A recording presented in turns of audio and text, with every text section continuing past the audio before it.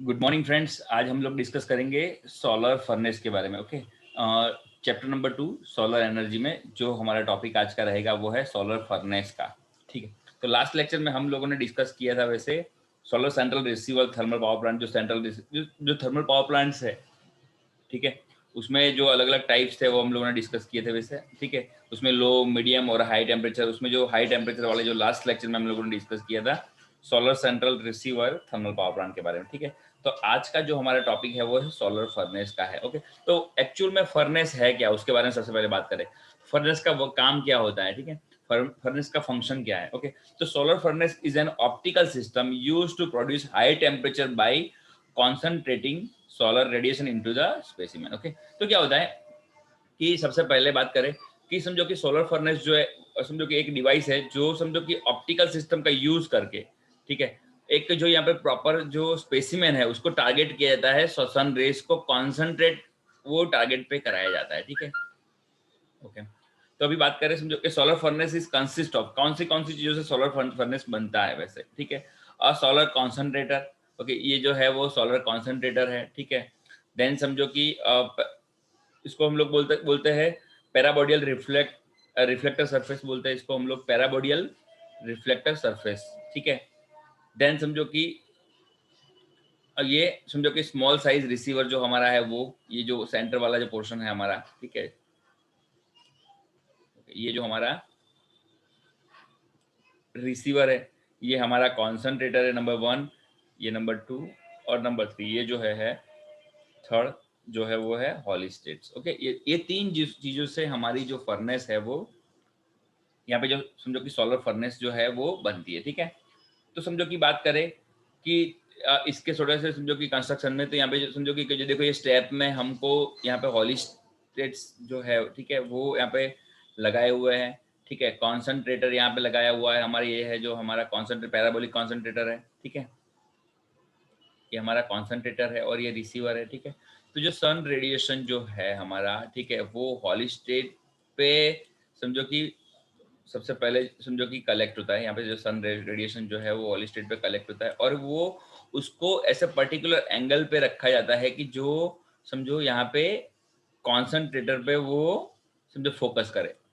ठीक है, वो कॉन्सेंट्रेटर पे फोकस करे यहाँ पे। ठीक है, और जो कॉन्सेंट्रेटर जो है, ठीक है, वो सबके सब जो रेडिएशन, सोलर रेडिएशन जो है उसको एक जगह पे रिसीवर पे वो समझो कि एक जगह पे रिसीवर पे वो प्रोजेक्ट कराया जाता है। ठीक है, तो इस तरीके से पूरी की पूरी सिस्टम वर्क करती है। वैसे समझो कि सोलर रेडिएशन जो है बहुत सारा सोलर रेडिएशन है वो कॉन्सेंट्रेटर पे समझो कि यहाँ पे ले जाया जाता है, देन आफ्टर उसको रिसीवर पे एक जगह पे फोकस किया जाता है। तो ये सिस्टम से हम लोग समझो कि बहुत ही ज्यादा टेम्परेचर को अचीव कर सकते हैं रिसीवर पे। ठीक है, okay, the large number of solid-state direct solar radiation on the concentrator। Okay, कि समझो कि बहुत सारे समझो जो हॉली स्टेट है वो समझो कि large number of holy state direct solar radiation को क्या करते हैं, डायरेक्ट करते हैं कहाँ पे, कॉन्सेंट्रेटर पे वो डायरेक्ट करते हैं। ठीक है, the holy state are adjust such that they direct the radiation parallel to the optical axis of an paraboloidal reflector. Okay, तो ये जो रिफ्लेक्टर है उसके ऊपर समझो कि अभी जस्ट मैंने डिस्कस किया उसके हिसाब से, ओके, कि डायरेक्ट किया जो पैराबोलिक जो हमारा रिफ्लेक्टर है उसके ऊपर डायरेक्ट करा जाता है। ठीक है, the paraboloidal reflector then brings the radiation to the focal point where the receiver is fitted. Okay, तो समझो कि रिसीवर जो है वो उसके फोकल पॉइंट पे रखा हुआ होता है और जो पैराबोडियल जो हमारा रिसीवर जो है, ठीक है, वो उसके ऊपर कॉन्सेंट्रेट करता है सोलर रेडिएशन को एक ही जगह। ठीक है, तो ये सब चीजों में समझो, ये सब सिस्टम में समझो सोलर फर्नेस की जो सिस्टम है हमारी, वो सिस्टम में हम लोग जो टेम्परेचर है वो अराउंड हम लोग 3500 डिग्री तक हम लोग 3500 डिग्री तक ये टेम्परेचर को समझो कि टेम्परेचर तक जा सकता है। ठीक है, तो temperature at the focal point may reach 3500 degree Celsius and this heat can be use to generate electricity. Okay, तो सिंपल जो रिसीवर है यहाँ पे अगर समझो हम लोग कि ये रिसीवर की जगह पे हम लोग समझो कि पाइपलाइन है हमारी, वाटर पाइपलाइन है, या तो कोई समझो कि अगर हम कोई मेटल को हमको गलाना है, वो मेटल को या कुछ भी जगह जो कि कोई हाइड्रोजन फ्यूल है उसको एनरिच करने के लिए, ठीक है, ये टेम्परेचर का हम लोग यूज करते हैं, ठीक है।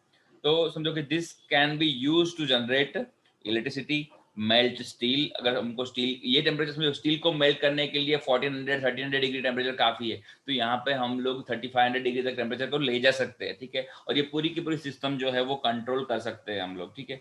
तो इसलिए समझो कि ये स्टील को मेल्ट करने में, इलेक्ट्रिसिटी जनरेट करने में टेम्परेचर का भी बहुत बड़ा रोल है, ठीक है। एंड मैक हाइड्रोजन फ्यूल और नैनो मटेरियल्स, ओके। तो समझो कि हाइड्रोजन फ्यूल को और नैनो मटेरियल्स को बनाने के लिए ये टेम्परेचर बहुत ही सफिशिएंट और अच्छा है, ठीक है। तो अभी बात करते हैं हम लोग, समझो कि सोलर फर्नेस जो ये है हमारी, उसकी एप्लीकेशन की।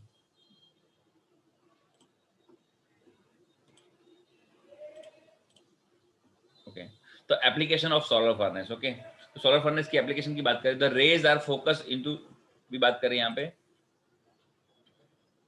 the rays are focused into the area the size of cooking pot, okay, and can reach 3500 degree Celsius, okay. कि जो हमारा जो सेंटर समझो कि जो फोकल सेंटर था जो हमारा, ठीक है, वहां पे हम लोग 3500 डिग्री तक टेम्परेचर को ले जा सकते हैं, okay, depending on the process installed और exam, okay, okay, depending on process, okay. कि जिस हिसाब से प्रोसेस की जरूरत होती है उस हिसाब से हम लोग टेम्परेचर को यहाँ पे राइज और कम कर सकते हैं, ठीक है। तो एग्जांपल की बात करें, about 100 degree Celsius for metallic receivers producing hot air, okay, about 100 degree Celsius for metallic receivers producing 100 degree, समझो कि हॉट एयर को प्रोड्यूस करने के लिए अराउंड, समझो कि मेटालिक रिसीवर का हम लोग यूज करते हैं यहाँ पे 100 डिग्री सेल्सियस के लिए, ठीक है। about 1400 degree Celsius produce hydrogen by cracking methane molecules, okay, we just discuss किया। up to 2500 degree Celsius to test the material for the extreme environment such as a nuclear reactor or space vehicle, okay।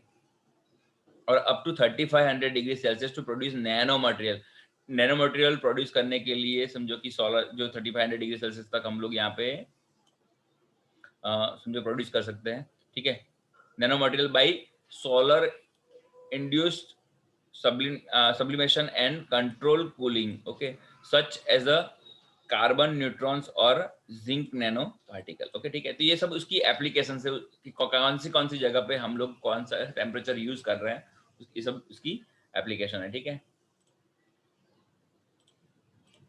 Okay. अभी बात करते हैं समझो कि next application में, अभी आगे, okay. The solar furnace is an excellent means for studying properties of ceramics at high temperature and above range of high temperature and above range, okay, ordinary measured in the laboratory with the flame and electric currents, okay. तो समझो कि जहाँ पे समझो ceramic work होता है वहाँ पे बहुत ही ज्यादा हाई टेम्परेचर की जरूरत पड़ती है, क्योंकि सिरामिक जो है वो बहुत ही ज्यादा हाई टेम्परेचर पे अपनी जो समझो प्रॉपर्टीज को चेंज करता है, ठीक है। तो सिरामिक की स्टडी करने के लिए, सिरामिक मटेरियल की स्टडी करने के लिए ये ज्यादा टेम्परेचर जो सोलर फर्नेस वाली जो कॉन्सेप्ट है वो ज्यादा ही अच्छा है, ठीक है। देन बात करते हैं physical measurement such as a melting point, phase change, specific heat, thermal expansion, okay, thermal conduction, magnetic susceptibility, okay. Then बात करते हैं थर्मोनिक एमिशंस, ओके। तो ये सब समझो कि मेजरमेंट के लिए समझो कि ये जो टेम्परेचर है वो बहुत ही ज्यादा सफिशिएंट है और अच्छा है, ठीक है। तो ये सोलर फर्नेस वहां पे भी ज्यादा अच्छा फंक्शन है उसका, ठीक है, एप्लीकेशन है उसकी अच्छी है, ठीक है। तो solar furnace can be use in space to provide energy for manufacturing process, okay. Solar furnace जो है वो मैन्युफैक्चरिंग प्रोसेस में समझो एनर्जी के लिए यूज होती है, ठीक है। जहाँ पे हम लोगों को हीट एनर्जी की जरूरत पड़ती है, ज्यादा टेम्परेचर की जरूरत पड़ती है, वहाँ पे सोलर फर्नेस हम लोग इंस्टॉल कर सकते हैं, ठीक है। देन बात करें, solar furnace can be utilise to produce high temperature for the metallurgical and chemical operation, okay. जहाँ पे मेटलर्जिकल और केमिकल ऑपरेशन हो रहे हैं वहाँ पे समझो कि ज्यादा टेम्परेचर की जरूरत पड़ती है, वहाँ पे सोलर फर्नेस ज्यादा जो एक्सेलेंट परफॉर्मेंस देती है, ठीक है। तो ये सब एप्लीकेशन हुई सोलर फर्नेस के बारे में, ओके। अभी हम लोग बात करते हैं एडवांटेजेस की, ओके। तो सोलर फर्नेस जो है उसकी एडवांटेजेस की बात करें हम लोग, ओके,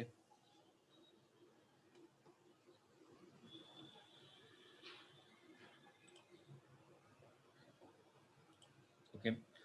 तो समझो कि in the solar furnace heating is possible without any contamination and easy to control the temperature. Okay, तो यहाँ पे एक समझो सबसे अच्छी बात यह है कि कोई भी कॉन्टामिनेशन, कोई भी समझो कि एक्सटर्नल कोई भी चीजों के बगैर यहाँ पे हीटिंग हो रहा है, ठीक है। तो जिसके कारण क्या है कि हम लोग टेम्परेचर को इजीली कंट्रोल कर सकते हैं, ठीक है। तो ये सबसे अच्छा है कि इसके एडवांटेजेस है, ठीक है। देन बात करते हैं solar furnace provide high temperature and rapid heating and cooling. Okay, तो यहाँ पे समझो कि हम लोग 3500 डिग्री सेल्सियस, बहुत ही ज्यादा टेम्परेचर होता है वैसे, 3500 डिग्री सेल्सियस जितना टेम्परेचर हम लोग यहाँ पे अचीव कर पाते हैं, तो ये समझो कि प्रोवाइड्स हाई टेम्परेचर, ऐसा बोल। तो ये रैपिड हीटिंग, फटाफट हीटिंग के लिए और ज्यादा रैपिडली कूलिंग के लिए बहुत ही ज्यादा अच्छा है, ठीक है। Using solar furnace, it is possible to measure various property on and specimen and continuous observation is possible। तो यहाँ पे समझो कि continuous observation possible है, ठीक है। और समझो कि अगर समझो कि कोई भी मेटल की मटेरियल की समझो कि using solar furnace it is possible to measure various properties on the upon the specimen. अगर समझो उसकी प्रॉपर्टी को हम लोग मॉनिटर कर सकते हैं, ये सब चीजें सोलर फर्नेस में समझो कि अंडर ऑब्जर्वेशन पॉसिबल है, ठीक है। अभी कुछ डिसएडवांटेजेस की बात करें हम लोग, समझो कि कोई भी चीज है तो उसके एडवांटेजेस डिसएडवांटेजेस रहते ही है, ठीक है। तो अभी एडवांटेजेस थे तो उसके सामने डिसएडवांटेजेस की बात करें तो समझो कि their use is limited to sunny days. सबसे पहले सोलर की बात आती है तो समझो हम लोग ऐसा कंफर्म कर सकते हैं कि वो सनी डेज में समझो कि ज्यादा, समझो कि सनी डेज होता है, समझो जो टाइम पे ज्यादा समझो कि गर्मी होती है, समझो धूप होती है, वो धूप के टाइम पे अराउंड हम लोग ये टेम्परेचर अराउंड 4 to 5 आवर्स, जो दोपहर का जो समझो कि अराउंड 1 to 4 या 12 से समझो कि 12 to 4 के टाइम पे हम लोग मैक्सिमम उसका यूटिलाइजेशन कर सकते हैं। तो समझो कि 4 to 5 आवर ही ये समझो कि काम में आता है, लिमिटेड यूज है इसका, ठीक है। Then very high temperature is obtain only over a small area. तो हम लोग एक छोटे से एरिया में ही उसको कॉन्सेंट्रेट करके, समझो यहाँ पे जो रिसीवर है, ऐसा ये जो रिसीवर है वहां पे ही हम लोग ज्यादा टेम्परेचर अचीव कर पाते हैं। समझो एक स्मॉल एरिया में हम लोग टेम्परेचर अचीव कर पाते हैं, ठीक है। ऐसा नहीं है कि समझो कि पूरा का पूरा हमारा एक समझो कि एक ये हम लोगों ने बकेट या समझो कि हमने कोई भी हमने पॉट रख दिया है तो ये सब जगह पे हम लोग पूरा या टेम्परेचर अचीव नहीं कर पाते। समझो कि एक पर्टिकुलर टारगेट वाला एरिया है, समझो ये वाला एरिया, तो हम लोग वहां पे ही ये टेम्परेचर अचीव कर पाते हैं, ठीक है।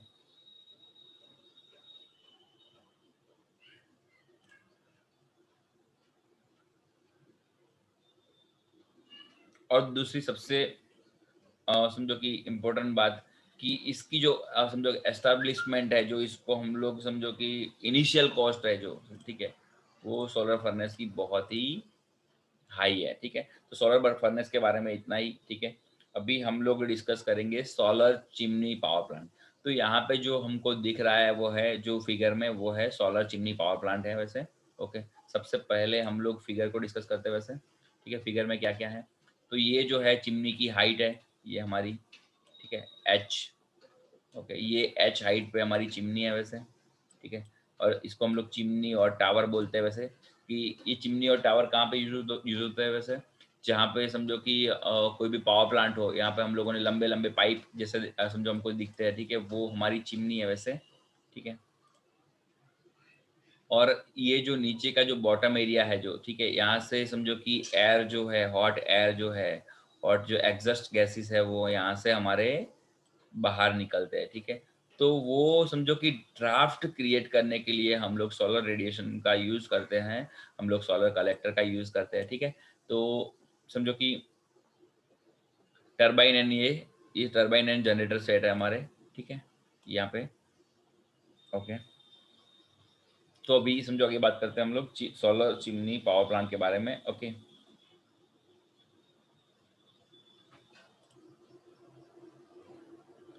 the solar chimney power plant is renewable energy power plant for the generating electricity from the solar power. Okay, ये जो सोलर चिमनी पावर प्लांट जो है वो समझो कि रिन्यूएबल एनर्जी पावर प्लांट है for the generating electricity from the solar power. Okay, तो sunshine की बात करें, falling on the green house like a collector structure around the base of tall chimney heats and air with in it. Okay, तो यहाँ पे समझो कि क्या होता है कि जो सनशाइन जो है, ठीक है, वो यहाँ पे जो हमारे सोलर कलेक्टर पे जो सन के रेज जो है, ठीक है, सोलर रेडिएशन जो है, ठीक है, वो बेस में यहाँ पे समझो कि यहाँ पे आते हैं, ठीक है, और यहाँ पे कलेक्ट होते हैं,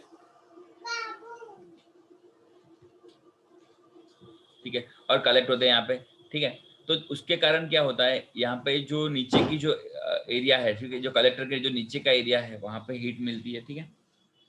तो sunshine falling on green house like collector. Okay, तो the result convection cause air to rise up the chim up the tower by the chimney effect। तो क्या होता है, समझो कि यहाँ पे समझो कि जो एयर है वो लाइट वेट, समझो कि चिमनी इफेक्ट नहीं, समझो क्या होता है कि प्रेशर डिफरेंस क्रिएट होता है, यहाँ पे हीट प्रोड्यूस होती है, उसके कारण कलेक्टर्स में समझो कि यहाँ पे हीट, कलेक्टर जो है सन रेज को कलेक्ट करता है और हीट प्रोड्यूस करता है, जिसके कारण क्या होता है कि जो नीचे की एयर जो है वो गर्म होती है और उसके कारण चिमनी इफेक्ट प्रोड्यूस होती है, ठीक है। तो चिमनी इफेक्ट प्रोड्यूस होने के कारण क्या होता है कि जो एयर है वो ऊपर की तरफ, समझो ऊपर की तरफ ट्रांसफर होने का वो समझो कि ट्राई करती है, क्योंकि यहाँ पे समझो कि लो जो एयर की डेंसिटी है वो कम हो जाती है, ठीक है।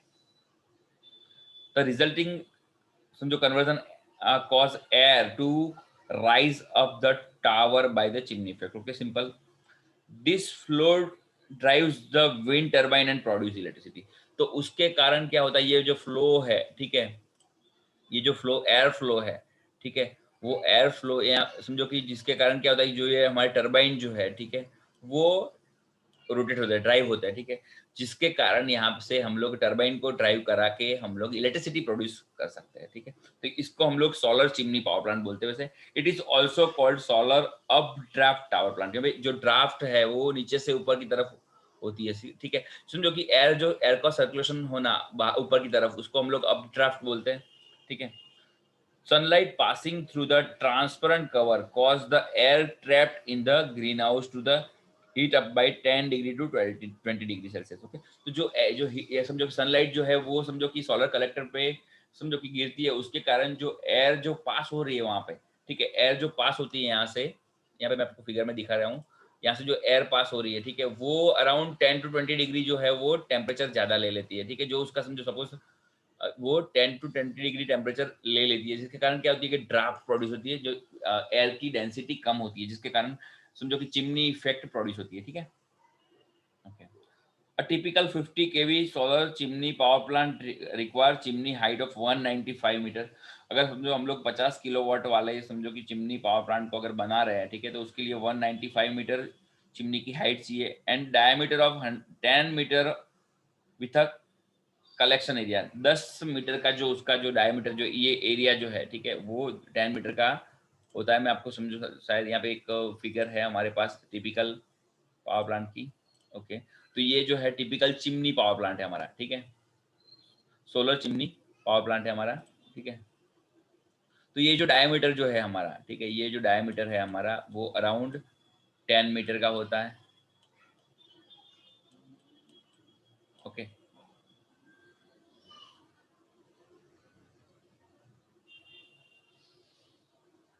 अराउंड समझो 46,000 metre square and diameter of two, समझो कि जो समझो 10 मीटर्स विथ कलेक्शन एरिया यानी ग्रीन हाउस एरिया 10 मीटर का। ओके, और समझो कि अराउंड 244 मीटर का उसका डायमीटर होता है, ठीक है।